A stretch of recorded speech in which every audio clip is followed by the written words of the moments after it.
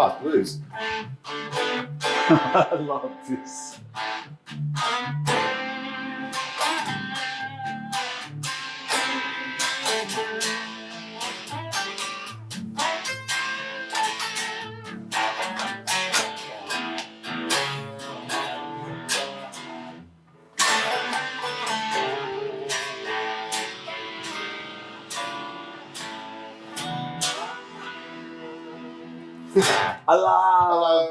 Hello. This is Grant and Richie. Yes, that's all us. JetsPlayJets guitar players. Yes.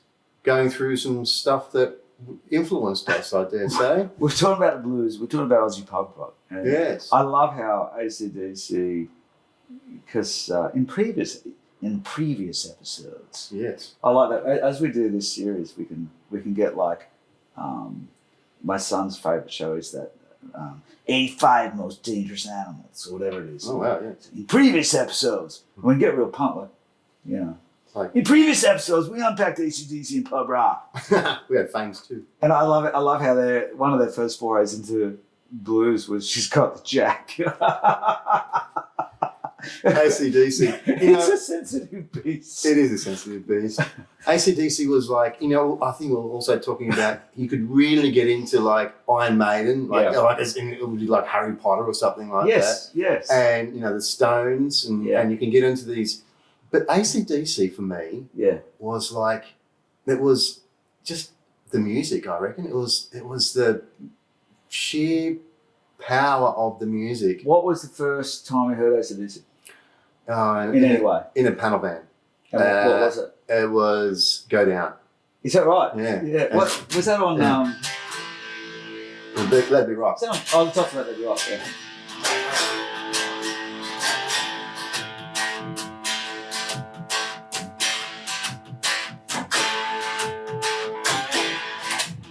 Yeah. All right, so bounce. So being in a two-guitar band in Australia, you had that in your DNA. Yeah. No doubt about it. I heard AC/DC for the first time. It's funny, it's like when we were kids, like we were real working class. Yeah. You always kind of heard it, but I think it was more of a realization of what this is, because you heard it. I mean, all our friends, our older brothers, or older friends, they were always into it. But I guess you didn't get it until you sort of went, oh, what's this? We had, my family, 3 kids, at Christmas. It was really humble, We would share a record for Christmas. Like, here's a record. It's Christmas for 3 kids have a record. And you get a couple of other things, and it was cool. And we never went without. But 75, I think it was 75 Greatest Hits. It's got the orange cover. You'll know it if you've got it. John Paul Young's Danny's Dad, our singer. Yesterday's Hero was on it. January, sick and tired, you've been hanging on me. That's it. By Pilot, like all these sort of, there's some great songs and there's some non-songs. A bit like this now, pop rock. But Baby Please Don't Go was on it. Baby Please Don't Go. Yeah, and the old... that shuffle.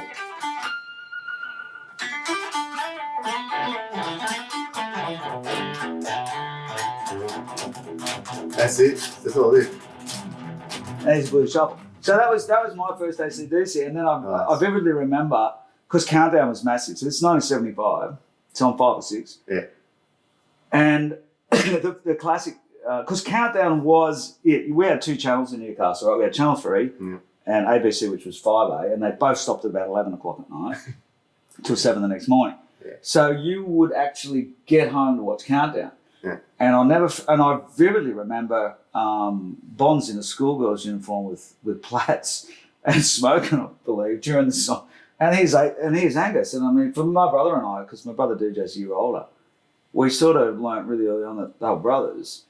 And there was a couple of things with us was we just really loved that. And it worked, that schoolboy uniform. He was the cheeky little shit, And so I sort of related. And there's Malcolm just chunking away there. He's chugging away. He's honking. He was juking. He was honking, juking, he was everything, all that. And the thing with those guys is, it's really good. We've got some good AC/DC stories here. So we were in, but at the same time, our big sister Nicole, who was an international classical ballerina. My brother can move. I reckon I can dance, but they don't reckon I can. No. But my sister could. You get Now your sister was a ballerina too. Yes. Yeah. See, we're cultured fellas. Pretty fucking cultured. So in our house, it was Nicole was into ABBA. Yes. And Mine's the same thing. Yeah, it was like you pick one, ACDC or ABBA. That's what it was. We're fucking into ACDC, thanks. Yeah. And the tennis rackets are out, Yep. But let me just jump forward. Another one. I remember hearing, we knew all the ACDC. We knew Let There Be Rock. We knew all that sort of stuff. But I do remember hearing Highway to Hell from my older neighbours in 1980. And that's right. Oh, yeah. And just going, fuck. That's right. It was like more or less you would dare to go into Highway to Hell. 79 it was, yeah. Yeah, you was like, ooh, I'm going to get that album. Ooh. Yeah, oh, that was it. You're now into Highway to Hell. Ooh, yeah. Because you'd really start to get down into ACDC and what they're about. And then the next year, Back in Black, and you just go... Oh, yeah, well, that's... Because I don't think we weren't young kids. We were young kids when all that... We didn't understand, Bond's dead and now it's Brian. We just like, sort of didn't get it till we got older kind of thing, So anyway, here's a really good lineage again, some history. So the guys, here you got Malcolm and Angus Young. Their brother was George Young, obviously. Now, George and Harry Vander wrote most of the stuff at the Easy Beats, were the Easy Beats with Stevie Wright and the other two fellows, and with respect, I can't remember their names.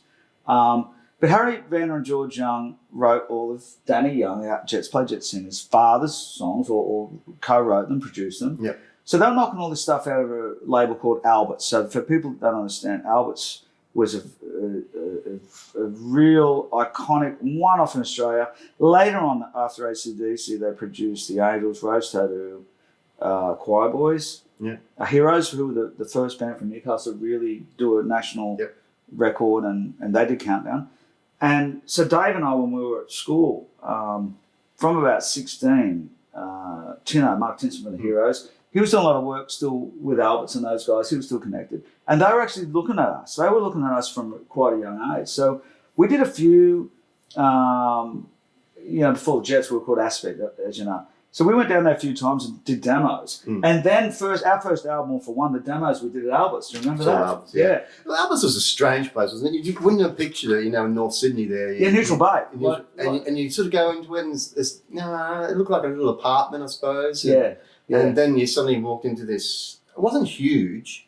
No, it was like a 301 or anything. But I think all the classic records were done at the building before, so it's a different building. Different building, yeah. Yeah, but I still remember Sammy Horsburgh, who was one of the engineers, and I think he even recorded "Bad Boys for Love." Those Rose Tattoo. So that was the original one.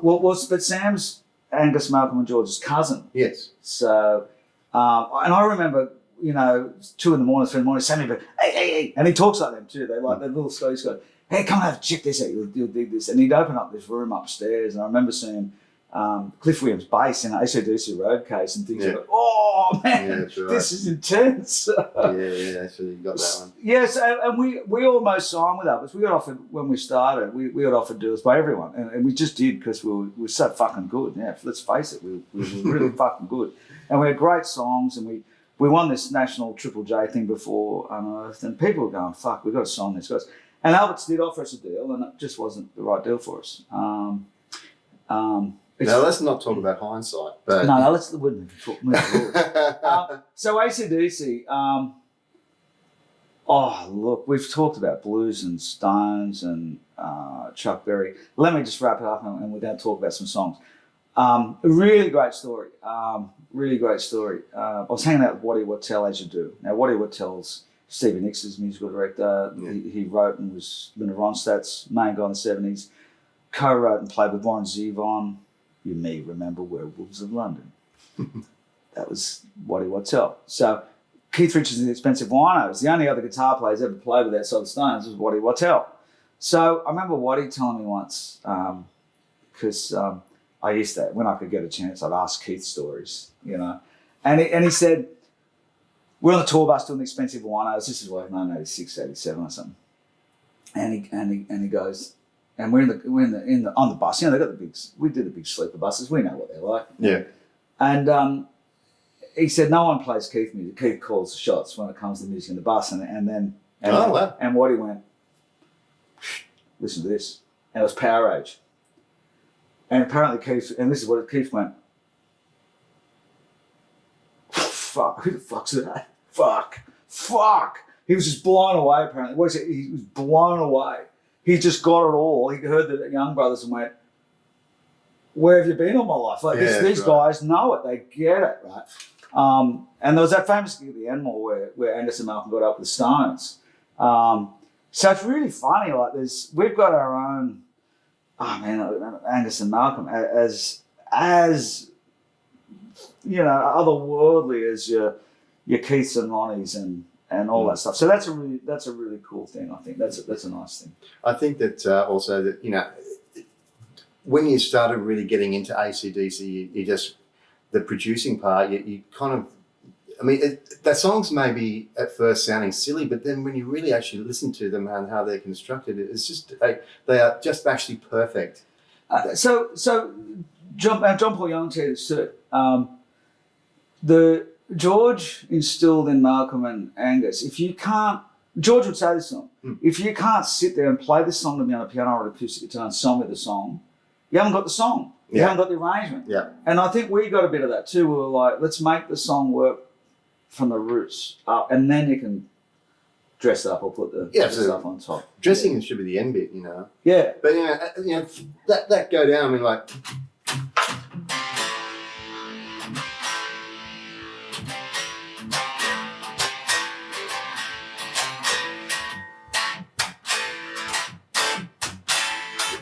Yeah. It's so solid and it's rock solid and it's like almost robotic. And I think that for, you know, where the jet stuff. Oh, it's jerking. It's honking. It's just honking on that groove. Oh, once you're honking, it's done, you know. But everything has to be so precise. Yeah. And I think that's what we really wanted to do with the albums, you know, or anything that we recorded. Since Steve James would always instill in us, you know. Just make every song, every note sing out, you know, and make it perfect. You need if it doesn't need to be there, don't play it. Yeah. And that's what you leave out. That's what you leave out, and that's what you leave out is what the best is. What you know, that ACDC stuff, and Phil Rudd is part of that magic. So you know, you look at that magic of Malcolm's right hand and Phil Rudd's groove, and his left hand on the snare. And there's a lot of spaces in that. Oh. And you know what's funny? Like, it's funny that people think, oh, fuck ACDC, you know, turn the gain up, turn the overdrive. No, fucking turn it off, turn it down. Yeah. They're quite clean, they're clean players. And I teach any kid that wants to learn guitar now, we go ACDC mad at some point. Yeah. Because it's all that, or it's, you know,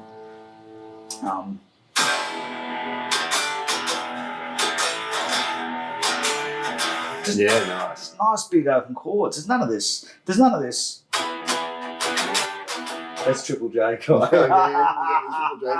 It's the. Yeah. And even like Let There Be Rock, which I'm trying to remember how it goes. So, oh yeah.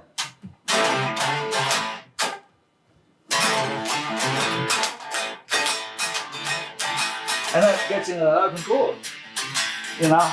Yeah, that's right. Look at that. Oh, I've played this a million times. Oh, he actually puts a bar chord. Oh. So there's your D. Yeah.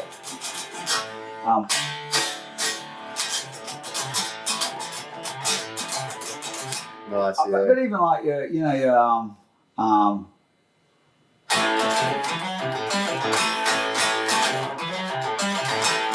that's just that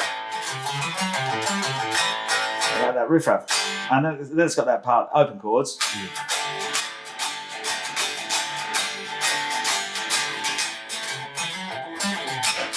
That's right. I can't remember, but yeah, is that the power is like, and then they just pull it back, and so that dynamics just. None of it, I don't think they ever had an effects pedal or a thing on the floor. No, they never did. Just this kid's got a volume knob, cleaned it up, And It is the top of music though, and it's like that brand, you know, that could get away with doing that. Yeah. It does every song sound the same? Well, not really. Yeah. I don't know, but it does. It's a genre. It's a niche. They've gotten sort of a sound, and we're going to keep doing it. We're not going to start doing something like like experimental. I hear that blues boogie just goes through. I mean, what's the one beating around the bush?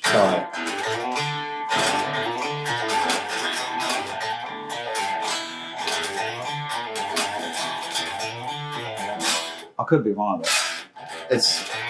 That's a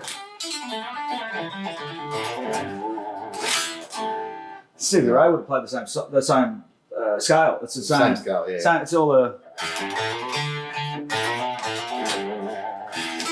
So they all come from the same bit, but that's where the split happened from. Because these guys, the famous story is Chuck Angus used to jump around the bedroom in their house playing Chuck Berry licks. Yeah. And George and Mark are like, look, we've sort of got to get the kid to play. He's getting pretty good. so he knew all the Chuck Berry stuff.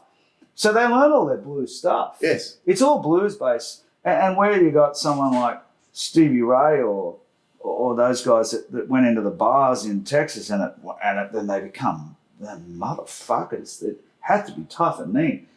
ACDC went the Australian pub way and it had to be tough and mean. And we were saying, when we started, you'd keep your eyes open at some gigs because people would be throwing schooners if you weren't rocking enough. That's right. And that's ACDC started that, right? It's brutal attack. Yeah. A brutal attack. But it's the schooners. Oh my God. That really did happen. I've been hit. Yeah, I know that. I know, and I remember that night. It's we're lucky we don't wear more scars. Well, that's right. I mean, it's all funny till someone cops a schooner in the head. Yeah, that's right. And it's really, just as a side note, it fucking freaks you out when someone throws something and you get your eyes closed and you're like, no, it's the worst. It's not good. Anyway, so, okay, some more ACDC, like, what about the old? Well, Dog Eat Dog, yeah. But if two guitars play, see, that's the thing, that if there's two guitars playing it, you have to be really like.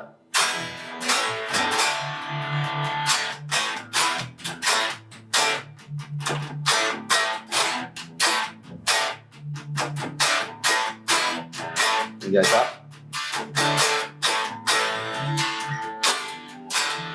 I'll do that. If that's it. Think about that.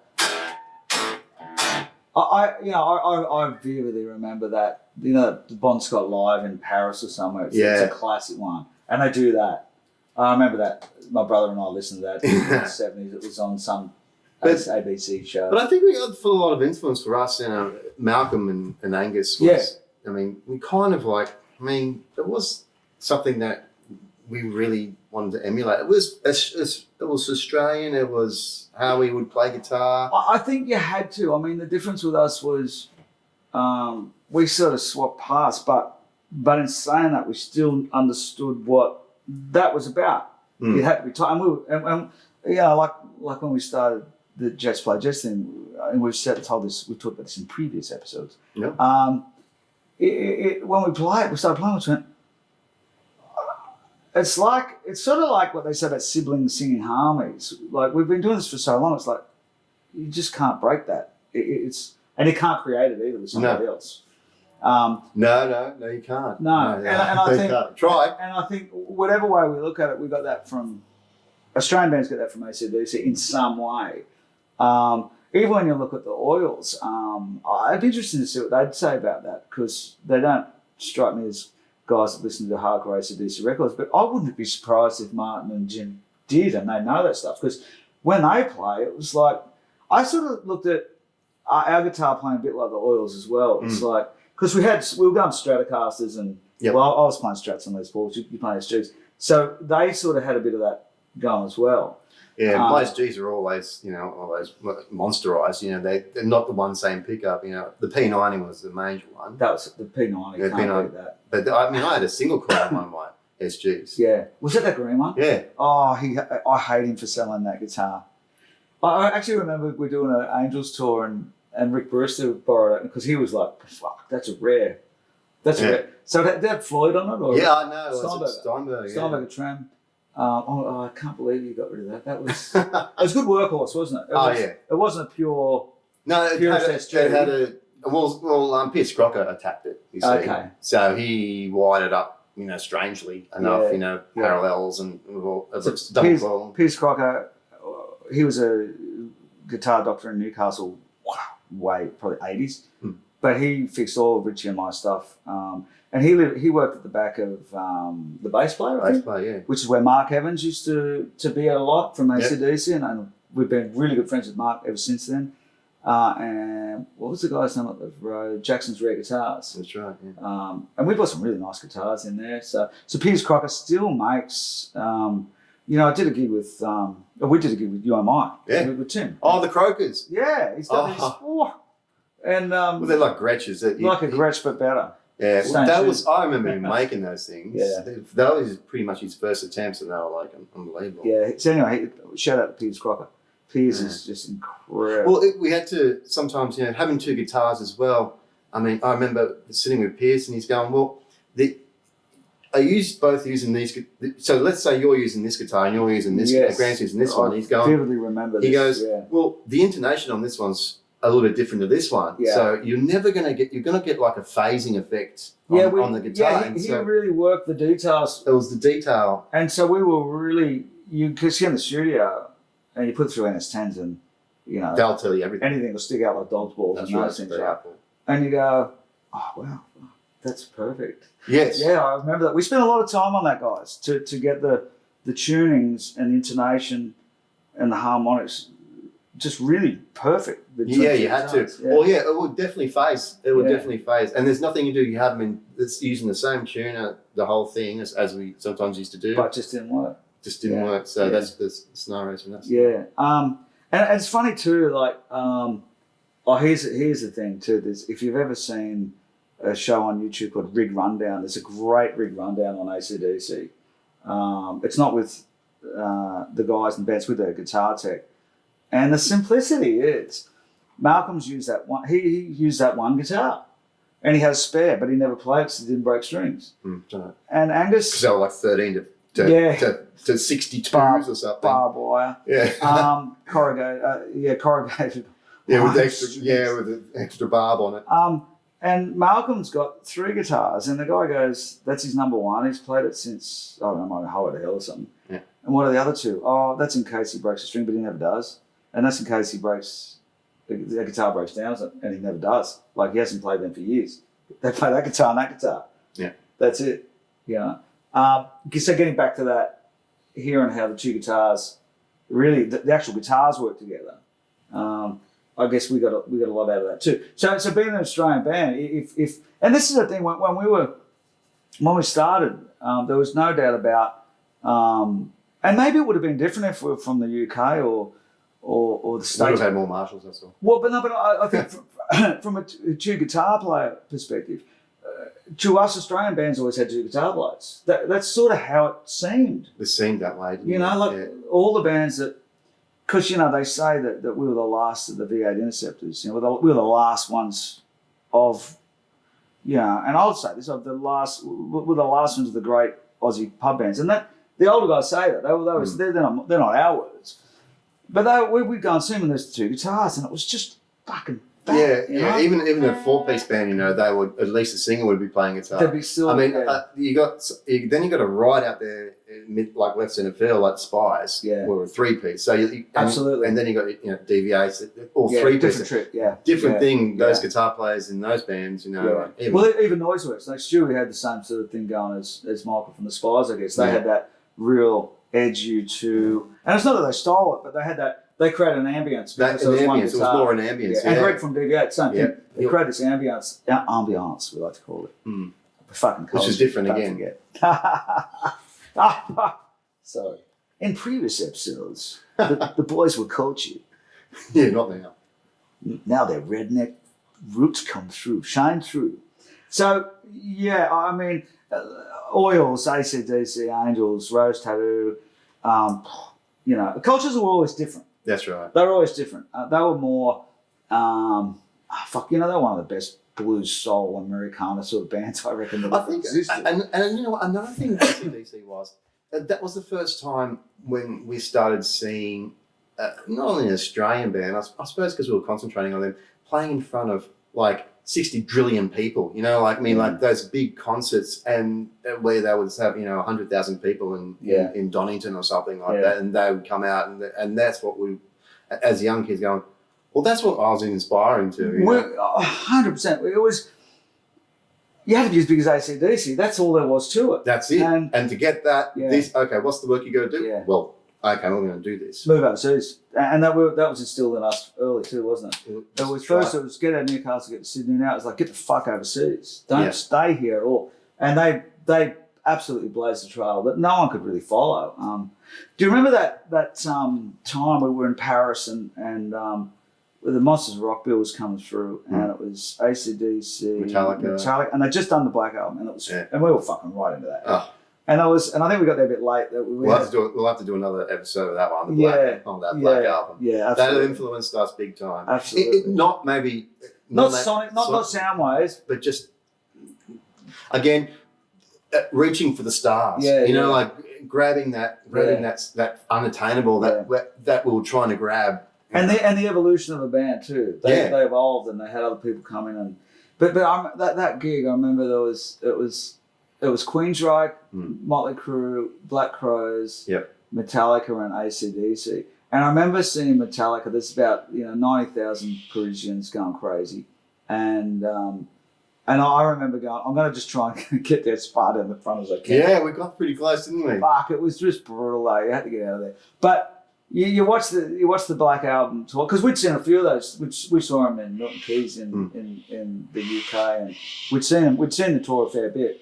And you just go, how the fuck is anyone going after that? And ACDC literally walked on the stage and wiped them off the stage. All of them. And to say that, that's no offense to Metallica. It's like that's the height of ACDC. Yeah, they were just insane. And coming back to that, what they learn in pubs in Australia, translating that to 100,000 people, it wasn't a big ask, So. And that's what it was like more of an inspiration of that's where the level we had to get. So it was a combination of obviously coming up with great songs, and there was obviously then the combination of the power of the two guitars, the combo of the singer just being brutal out the front. It was all that, and the groove of the drums. I mean, Phil Rudd just you see it that they. It's not that they tolerate him or put up with him, and I'm in no position to comment on that at all. But you can see that they don't want to lose him because it's like it ain't the same without Phil. They know it. He's a secret weapon. He is a secret weapon. Yeah. There's no doubt about it. Yeah, a drummer is always like a secret weapon in a band. It comes from that. I guess it's that whole that underlying brutal drum bass kick. The right timing, But in that kind of see, if you look at Midnight Oil, who had Rob Hurst, obviously, and Midnight was a completely different groove, different feel, and absolutely the right people for that band. Because ACDC came in that blues boogie thing, Phil had the groove. He had this subtle groove. I think I remember even when Guns N' Roses and that came out. I remember us talking, going, Steve Adler had that fucking swing. He might not have been. He wasn't a great drummer. No, he wasn't Eric Singer or Matt Sorum or one of these guys that are machines, but he's like, this is a fucking swing he's got. Yeah. And then I remember when Matt Sorum joined the band. Different. And Matt's great. We did a Velvet Revolver tour with him. And he's fucking great, no doubt about it. But I remember when I said in Guns N' Roses, going, it's rigid now. It's rigid. It is. That's another one we'll have to unpick as well because, Appetite for Destruction. That's a game changer. It was. I don't like to use the word game changer, but it was exactly when when that came out. Go back to previous episodes to find out why Richie doesn't like the word game changer. Yeah, I hate the word game changer. It was definitely it's something that the shifts of the world's it was like tide of rock and roll changed. It was a precursor to Nevermind, Nirvana. in the sense that it just fucking changed the landscape. Totally changed the landscape. Everything, in every way, how you would look at a band, how you would even perceive it. Even, even the great ACDC, it just absolutely changed. It was well, that band at the time. I remember seeing interviews like people like ACDC and people like Aerosmith were really respectfully threatened by it. Absolutely, they're like, "Whoa, fuck!" The old guard's out, the new guard's in, kind of thing. Yeah? Absolutely. And it's funny. We will unpack that because Slash is a fucking great guy. He used to come and see us in LA. I think they were dark days for a lot of the times around there. But I've seen him since. He's a fucking great guy. But the funny thing about that band is they weren't unlike us in that they're the American version of guitar players that they knew their shit. Like Slash would know every fucking Hubert Sumlin and Howlin' Wolf and Muddy. He'd know all that shit. Yeah. Just kind of like Angus knew all his Chuck. Like they know their shit. They come from the right shit. They would study something. Shit's okay, that word's okay. Just my game changer. We mean shit in a good sense, yeah. They knew their shit. Let's never use game changer again. No. Okay. We'll come up with something. Anyway, we'll go down Guns N' Roses path. We will. Yeah. But it was, ACDC. Hang on, and of course our dearest friend Micajah Ryan, who hails from Wichita, Kansas. He mixed Tear of Thought. So Micajah worked on Appetite for Destruction and Lies, and Megadeth and Bob Dylan and many other great things. So he's a dear friend of ours, and he had some great, stories about. He did have these as well. My favourite Micajah story is Izzy Stradlin. They're sitting there listening to Sweet Child of Mine. Yeah. In the studio, just got fresh. It's fresh done. Yeah. And the story was like Izzy Stradlin turned to Micajah and goes, Micajah, do you think that this song will be big? Micajah's gone, Izzy, I think you've got a number one hit here in the world. I kind of remember Micajah going, because we were like bummed out when Izzy was in the band. Like, fuck, man, come on, we've got to keep the band together. Oh, no. I hated seeing the bands fall apart. I still do. I hate it. But I remember Micajah made some comment like, hey, Grant, like, Izzy kind of wrote all the songs. He's got like $100 million. He just wants to ride motorbikes and walk his dog. Yeah, that's all he wants to do. I sort of get it. That's all he wants to do. So I don't know if he wrote the songs, but you look at the credits, all the big hits, they seem to be a lot to do with him. Anyway, yeah, ACDC. So from...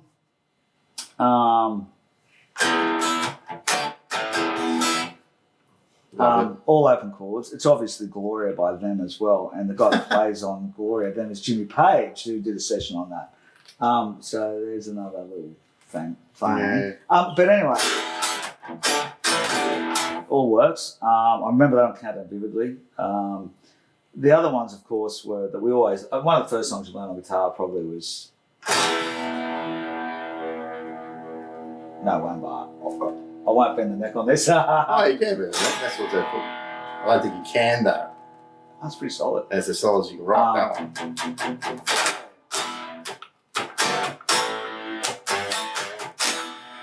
Oh,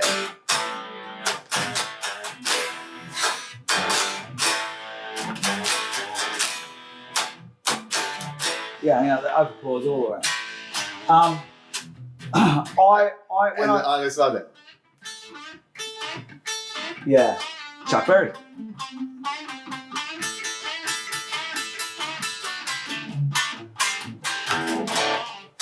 Just love it. He was. I mean, he even did the Chuck Berry dance. The duck, okay. The duck walk is Chuck Berry, kids. That absolutely. It so is. It so is. Yeah. So there's the lineage of that. I say this: if you want to play guitar, get an acoustic guitar, learn about 25 AC/DC songs on acoustic. There's a challenge. Acoustic, and then you'll be away. Yeah, because then you can just plug into plug into a Marshall on 10 and just do the same thing. It's like being able to clutch start a 3-ton Pantech full PA, which is how I learned to drive, by the way. and reverse a 3-ton Pantec full PA and band in the back. Try and reverse park that. If you can do that, you can do anything. If you can play ACDC on an acoustic guitar, you're away. That's right. I mean, We'll see you next time. We're going to start a cooking segment soon. what are you going to cook? I don't know. It's sort of made it up. Mashed. Oh, he's growing his own spuds. Oh, See? Good Polish boy.